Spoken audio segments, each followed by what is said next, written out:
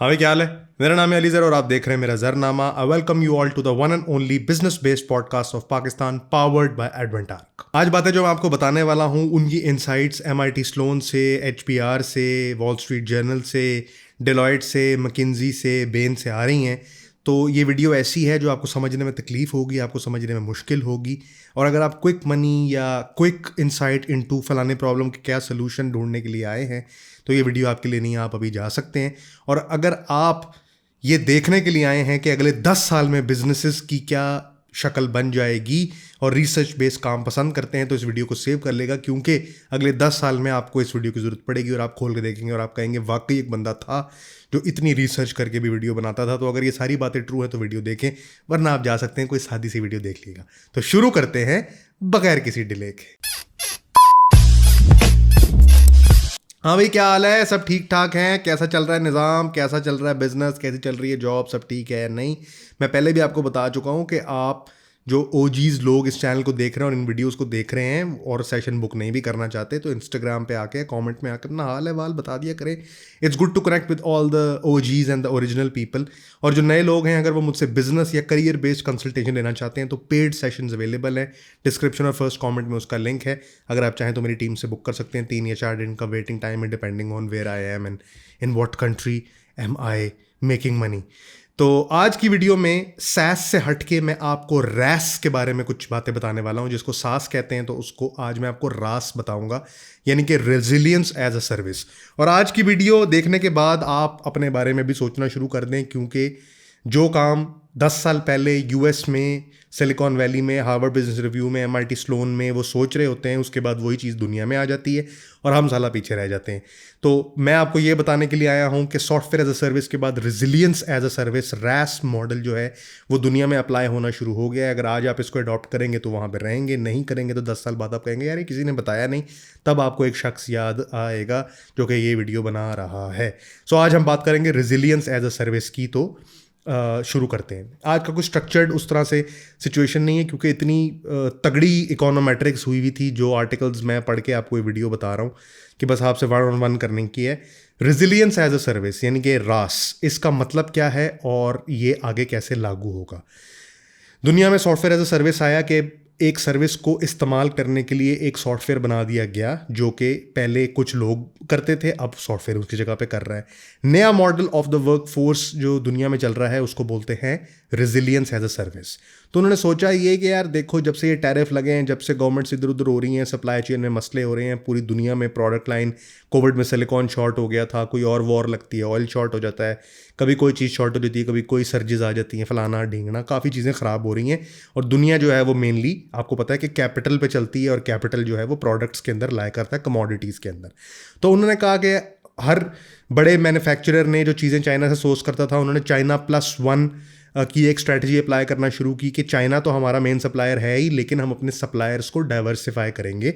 और पूरी दुनिया में जो जस्ट इन टाइम इन्वेंट्री का एक कॉन्सेप्ट था, जिसको JIT कहते हैं, जो अकाउंट्स पढ़ते हैं इस बात को समझते होंगे, जस्ट इन टाइम इन्वेंट्री का एक कॉन्सेप्ट पाया जाता था। तो उसमें क्या होता था, जैसे ड्रॉप शिपिंग होती है कि यहाँ से आपको किसी ने कहा कि मुझे इतना माल चाहिए, आपने फ़ोन घुमाया पुष्पा की तरह, किस किस के पास माल पड़ा है उनसे माल इकट्ठा किया, दे दिया। इसको कहते हैं जस्ट इन टाइम इन्वेंट्री। कि आपने सप्लायर्स अलाइन किए होते हैं और वो जो आपने अलाइन किए होते हैं उनके पास आमतौर पे सेफ्टी स्टॉक मौजूद होता है और ये सारे मामलात होते हैं। ये जो दुनिया में एकदम कल्चरल और वॉर और ट्रेड का शिफ्ट आया, जो आपने देखा ही है कि 2024-25 से ज़रा दुनिया के हालात हिले हुए लग रहे हैं। कभी रशिया यूक्रेन हो जाता है, कभी ईरान US हो जाता है, कभी चाइना इंडिया हो जाता है, कोई मसले मसाइल होते ही रहते हैं। उसके बाद क्या है कि कंपनीज ने रिसर्च की, उन्होंने कहा कि जस्ट इन टाइम इन्वेंट्री को अबैंडन करके जस्ट इन केस इन्वेंट्री की तरफ आ जाओ। अब JIT को तर्क करके JIC की इन्वेंट्री के पास जाने का मकसद ये है कि एक तो वो कह रहे हैं कि जो तुम्हारा सेफ्टी स्टॉक है, पहले तो तुम रिलाय करते हो ना किसी और के ऊपर कि उस बंदे के पास सेफ्टी स्टॉक पड़ा हुआ है, मैं एक कॉल पे से मंगवा लूंगा, ये तो तुम ठीक है, ये चलने दो। इसके साथ थोड़े और पिलर बना दो, थोड़े और सतून बना दो ताकि बिल्डिंग गिरने से बचे। जैसे लीनिंग टावर ऑफ पीसा एक टाइम पे सीधा होता था। मुझे नहीं पता कि लीनिंग टावर ऑफ पीसा से आप क्या समझते हैं, लेकिन वो असल में एक टावर है जो कि टेढ़ा होने लगा था और उन्होंने रीइंफोर्समेंट किया था, वो जहाँ पे उसका एंगल टिल्ट हो गया था वहीं पर रुक गया। तो उन्होंने कहा कि जस्ट इन टाइम इन्वेंट्री को रिप्लेस करो जस्ट इन केस इन्वेंट्री के साथ पूरी दुनिया में। एक तो सप्लायर्स डाइवर्सिफाई कर लो कि अगर फॉर एग्जांपल फलाने से हम माल लेते हैं, फलाने से माल लेते हैं, तो नहीं, इससे भी माल लेते हैं, इससे भी लेते हैं, इससे भी लेते हैं। एक्सक्लूसिविटी को खत्म करो, नंबर 1। नंबर 2, थोड़ा सेफ्टी स्टॉक अपने पास भी रखो, यानी कि अपने पोर्टफोलियो को डाइवर्स करना शुरू कर दो, क्योंकि पता नहीं किस वक्त क्या आ जाए। तो अनसर्टेनिटी के साथ डील करने से सारा ज़्यादा बेहतर ये है कि वक्त रहते प्रीएम्प्टिवली चीज़ों को प्रिडिक्ट करके, क्योंकि प्रिडिक्शन मॉडल्स आ गए दुनिया में, लैंग्वेजेस आ गई जो आपको प्रीएम्प्टिवली बता सकती हैं कि आपको किस चीज़ की ज़रूरत पड़ेगी। तो इस तरह की just in case inventory build करनी शुरू कर दो, जिससे ये रास का एलिमेंट दुनिया में आया। तो ये थोड़ा सा उसका बैकग्राउंड था कि ये हुआ क्यों। अब इंट्यूटिवली स्पीकिंग, हम जिस इंडस्ट्री में ज़्यादातर बात करते हैं, क्योंकि मुझे पता है कि प्रोडक्ट बेस्ड इंडस्ट्री और innovatively running the business in Pakistan probably एक कॉन्टेक्स्ट नहीं है। फैक्ट्री ओनर्स तो शायद ये वीडियो देखते हो। हम बात करते हैं सर्विसेज की। सर्विसेज में इसकी एप्लीकेशन किस तरह होनी है? देखिए, हमारी इन्वेंट्री क्या है एज अ सर्विस बिजनेस, क्योंकि मैं भी सॉफ्टवेयर कंपनीज को कंसल्ट करता हूँ। हमारी इन्वेंट्री क्या है? हमारी इन्वेंट्री है हमारी वर्कफोर्स। यही सबसे बड़ी इन्वेंट्री है ना। हमारा इक्विपमेंट भी है, बाकी चीज़ें भी हैं, but workforce is the biggest inventory. पहले के मॉडल में क्या होता था कि एक सेंट्रलाइज्ड सिस्टम बना हुआ होता था। उस सेंट्रलाइज्ड सिस्टम में कुछ लोग फीडर होते थे, और फीडर जो है वो अपवर्ड्स फीड करते थे, यानी स्कंक वर्क जो है वो एक चेन ने किया, उसके ऊपर फिर एक और चेन ने उसको रिफाइन किया, उसके ऊपर फिर काम डिलीवर हो गया। ऐसे ही काम होता था। जो latest research of all the वालिदैन ऑफ बिजनेस, जो जिनकी बिजनेस की किताबें पढ़ के हम जो बिजनेस करना चाह रहे हैं, क्योंकि हमने कमाने डॉलर हैं, तो फिर हम जाहिर है हम अरबी स्टाइल ऑफ बिजनेस तो नहीं पढ़ेंगे ना, वही पढ़ेंगे जो हम जिनके साथ धंधा करना है। वो ये कह रहे हैं, जो उनकी बात का लुब्बे लुबाब है, वो ये कह रहे हैं कि भैया अपनी वर्क फोर्स को हाईली एफिशिएंट और हाइपर लीन से हटा दो। हमारा कॉन्सेप्ट क्या बना हुआ है कि आपकी वर्कफोर्स जो है वो हाइपर लीन होनी चाहिए, एज इन लीन स्टार्टअप मैंने भी आपको पढ़ाया हुआ है, और हाईली एफिशिएंट होनी चाहिए। वो कह रहे हैं हाइपर लीनिज्म तो ठीक है कि जितने बंदों की जरूरत हो उतने ही बंदे रखो, लेकिन ओवर एफिशिएंट बंदे नहीं होने चाहिए। और एफिशिएंसी नहीं होने का मतलब है वो बंदे 100% यूटिलाइज ना भी हो रहे हो तो कोई बात नहीं है, बंदे ज्यादा हों। देखें, ये एक तो ये है ना कि आपने 6 बंदे बिठाए हुए हैं, 4 बंदों को काम है, 2 बंदे वेले बैठे हैं, नहीं, ये नहीं वो कह रहे। वो ये कह रहे हैं कि अपने हाइपर लीन को हाइपर लीन रहने दो, लेकिन उनकी यूटिलिटी 100% हर वक्त ऑक्यूपाई होनी जरूरी नहीं है।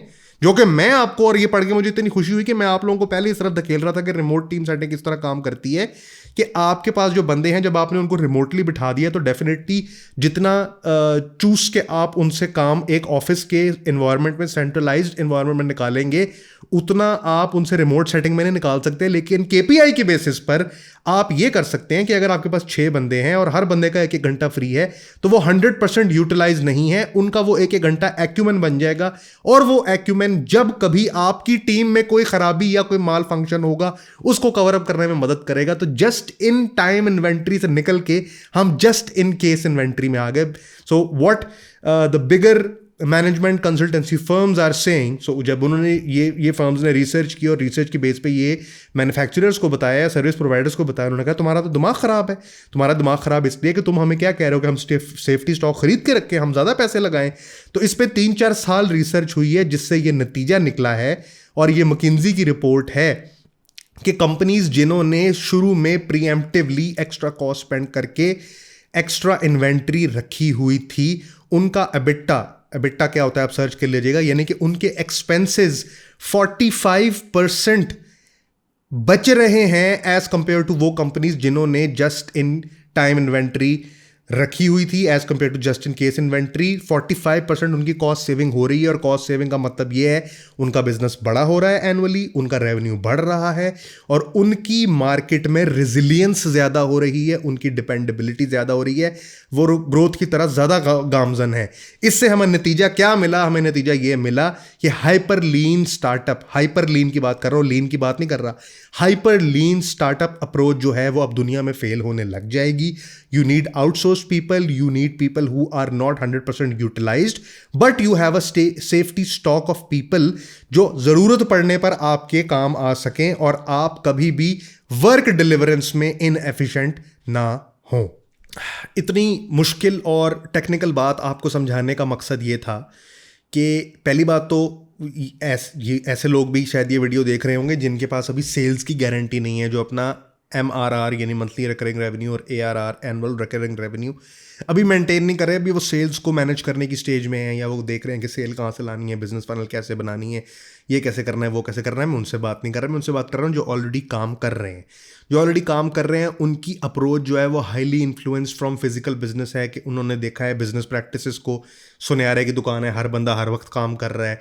लोहार की दुकान है, लोग काम कर रहे हैं। करियाने की दुकान है, अकबरी मंडी में दुकानें हैं, तो लोग काम कर रहे हैं ना 100%। ये जो नई अप्रोच है वो ये कह रही है कि आपने हर बंदे को हर वक्त ऑक्यूपाई नहीं रखना, बल्कि आपने उनकी थोड़ी थोड़े एक्यूमेंट को फ्री रखना है, ताकि अगर एक बंदा फेल हो जाए तो उसकी जगह कोई और काम कर सके। ये वाली बात मैं कंसल्टेंसी में लोगों को बताता भी हूँ और आज आपसे भी शेयर करता हूँ। एक चीज़ होती है बिजनेस प्रैक्टिस में जिसको कहते हैं की मैन क्लॉज। की मैन क्लॉज क्या चीज़ होती है? की मैन क्लॉज का मतलब ये होता है that if one person walks away you run into a bottleneck.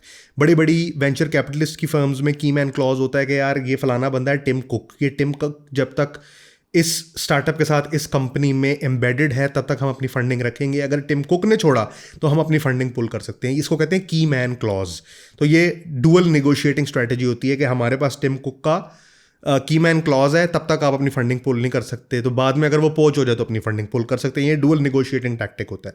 इसी तरह वर्क फोर्स में भी क्या होता है कि एक की मैन क्लॉज होता है कि देखें जी ये जो क्यूरी है ये मेरा फलाना वाला डेवलपर लिखता है, ये फलाना काम फलाना करता है, उसके बाद सिंटैक्स एरर और क्यूए ये करता है, ये सारा कुछ फनल अप होकर एक बंदे के पास आता है।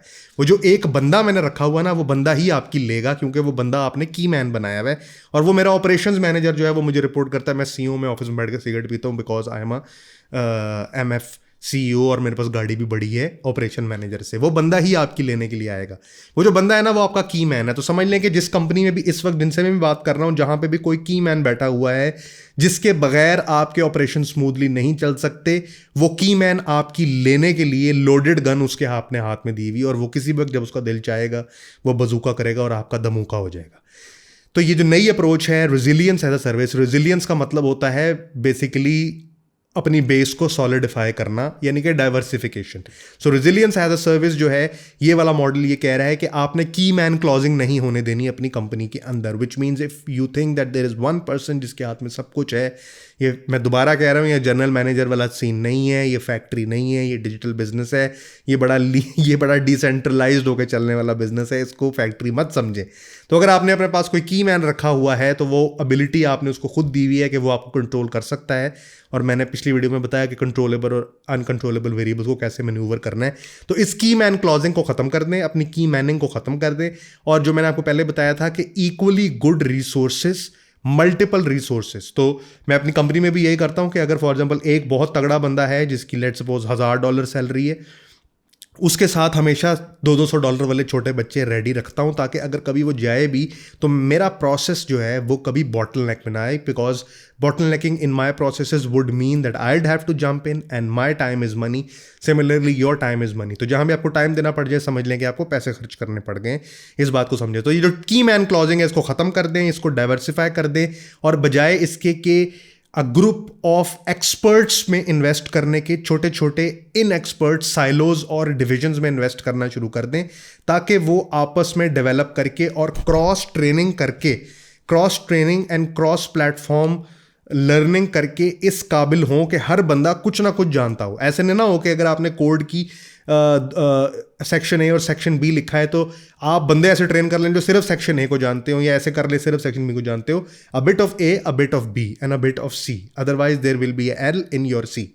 समझ रहे? तो आपने ये बात समझनी है कि आपने की मैन क्लॉजिंग को डिफाई करना है वक्त के साथ साथ। देखें एकदम तो नहीं होगा, लेकिन और रेजिलियंस एज अ सर्विस पे गौर करना शुरू कर देना है आज से, बिकॉज अगले 10 साल में ये फ्यूचर होने वाला है। जो final nail in the coffin मैं आपको इस सिलसिले में बताना चाहूँगा वो डेलॉयट ने निकाला है, और मुझे उम्मीद नहीं कि डेलॉयट कभी ज़िंदगी में फट के ये बात बोलेगा, क्योंकि डेलॉयट का कल्चर इंतहाई सेंट्रलाइज्ड, इंतहाई हायरार्किकल और इंतहाई स्टेप बेसिस पे है। बड़े लेवल्स हैं उसके अंदर, और लेवल्स को बायपास करना डेलॉयट के करने की बात नहीं। लेकिन अगर उन्होंने भी ये बात कर दी, इसका मतलब seriously there is a problem and that needs to be address. देखिए, अगर आप मेरा चैनल देखते हैं और अगले 10 साल में आने वाली चीज़ें आपको नहीं अभी पता लग रही हैं और आप पापी बिजनेसमैन नहीं बन रहे, तो क्या फ़ायदा आपको चैनल देखने का? आप जाएं किसी डेली ब्लॉगर को देखें, पहले उसको आज़ाद देखें बाद में।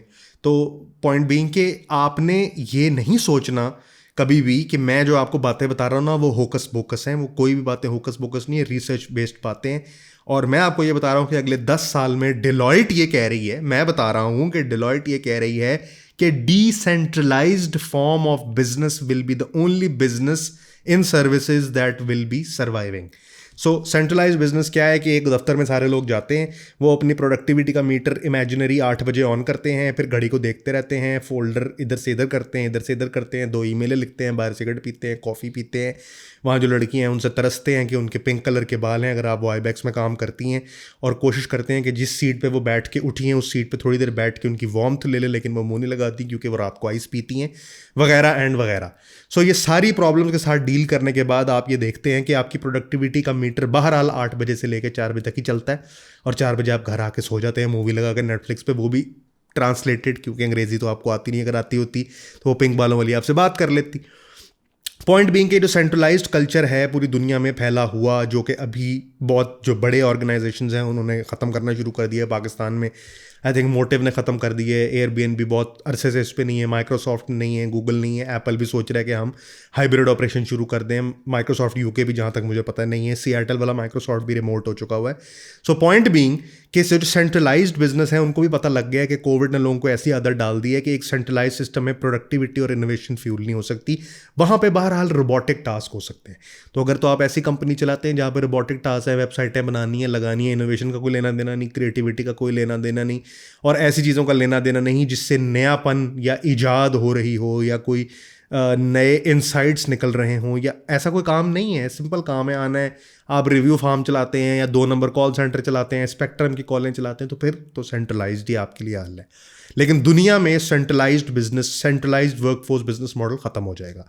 वो जब ख़त्म होगा तो क्या होगा कि आप a bunch of freelancers, a bunch of private service providers, a bunch of your own team members का एक साइलो, एक ग्रुप बनाएंगे और फिर उसमें से एक्सपेक्ट करेंगे कि आपको क्रिएटिविटी और इनोवेशन आ रही होगी। और मैं ये करता हूँ, मैं पिछली वीडियो में बता चुका हूँ कि मेरी 27 ग्लोबल एम्प्लॉयज़ की टीम सारी की सारी रिमोट है। मुझे पता है कि 4 घंटे वो काम नहीं कर रहे, लेकिन क्योंकि उनको उनके KPIs पता है, डेडलाइंस पता है, तो सारे अपनी अपनी जिम्मेदारी समझ के वो काम कर रहे हैं। और इनोवेशन फ्यूल करने का यही तरीका है। इनोवेशन फ्यूल करने का तरीका, मैं इतना खुश हुआ हूँ ये पढ़ के कि मैं आप लोगों को इतनी देर से ये बता रहा था, और रिसर्च भी इसी पे चल रही है कि SaaS के बाद अब RaaS जो है, RAS, resilience as a service, कि फॉर एग्जांपल लॉयर्स ऑनलाइन आपको मिलने शुरू हो जाएंगे, चार्टर्ड अकाउंटेंट ऑनलाइन मिलने शुरू हो जाएंगे, हो सकता है कि बिजनेस कंसल्टेंट आपको ऑनलाइन मिलने शुरू हो जाए, आपको डॉक्टर्स ऑनलाइन कंसल्टेंसी दे पाएंगे अदर देन द सर्जरी, क्योंकि आई थिंक थोड़ा मुश्किल हो जाएगा कि पुश पुश पुश और वो आगे वेब कैम में है, आवाज़ नहीं जा रही, तो वो पुश पू पे अड़ गया है, तो वो तो शायद प्रॉब्लम हो जाएगी। लेकिन ये है कि there is a movement towards that, और दुनिया में अगले 10 साल में RaaS एज अ सर्विस, यानी कि रेजिलियंस एज अ सर्विस जो है वो सस्टेन कर रही होगी। अगर आप हाइपर लीन बिजनेस मॉडलिंग में चल रहे हैं और ओवर एफिशिएंट होने की कोशिश कर रहे हैं, तो आप मेरे भाई 10-12 साल पीछे चले गए हैं। अब अपने आप को इवॉल्व करें और समझें कि ये एक इनोवेशन फ्यूल्ड बिजनेस इकोनॉमी है, और अगर आपने इसमें कामयाब होना है तो आपको ये जो मॉडर्न स्टाइल है, जो रिसर्च बेस्ड आपको कोई बंदा बता रहा है, उसको आपने अडॉप्ट करना है। तो ये थी जी आज की वीडियो, जिसमें मैं आपको बता रहा था कि दुनिया में SaaS के बाद अब RaaS आ गया है, कैसे डिसेंट्रलाइज सिस्टम जो है वो ओवरटेक कर लेगा सेंट्रलाइज सिस्टम को, कैसे की मैन क्लॉजिंग से आपने फाइट करना है, और कैसे जस्ट इन टाइम इन्वेंट्री जो है जस्ट इन केस इन्वेंट्री में कन्वर्ट हो गई है। References MIT Sloan, McKinsey, Bain, Deloitte, HBR, WSJ, क्या मैं आपको बता रहा हूँ, WSJ, अगर आपको WSJ सुन के पता लग गया ना कि मैं वॉल स्ट्रीट जर्नल कह रहा हूँ, मतलब आप ज़िंदगी में कुछ कर रहे हैं। और अगर आपको WSJ से समझ नहीं आई ना, तो समझ लेंगे अभी आप वो वीडियोस जाके देखें, हाउ टू मेक $1,00,000 फ्रॉम $10, अभी वो वाली वीडियो की आपकी स्टेज है। अगर आपको मुझसे बिजनेस या करियर बेस्ड या टीम बेस्ड या कोई भी कंसल्टेंसी चाहिए, तो नीचे डिस्क्रिप्शन में फर्स्ट कमेंट में उसका लिंक है, वहाँ पे आप जाके मेरी टीम से बुक कर सकते हैं। 2 या 3 दिन या 1 या 2 दिन का वेटिंग टाइम उसके लिए होगा। It's a paid session and no discount is available. ये थी जी आज की वीडियो आपको कैसी लग रही है? इंस्टाग्राम पे, लिंक्डइन पे और नीचे कमेंट पे अपना फीडबैक ज़रूर दें, ताकि आने वाली वीडियोज़ को बेहतर कर सकें। और अगली वीडियो किस टॉपिक पे होनी चाहिए, अगर आपको कोई सजेशन है और मैंने पहले नहीं की हुई, तो वो भी कॉमेंट कर दीजिएगा, कोशिश करूँगा उस पर वीडियो बनाऊँ। ये थी जी आज की video. This is your boy AZ, over and out. Cut.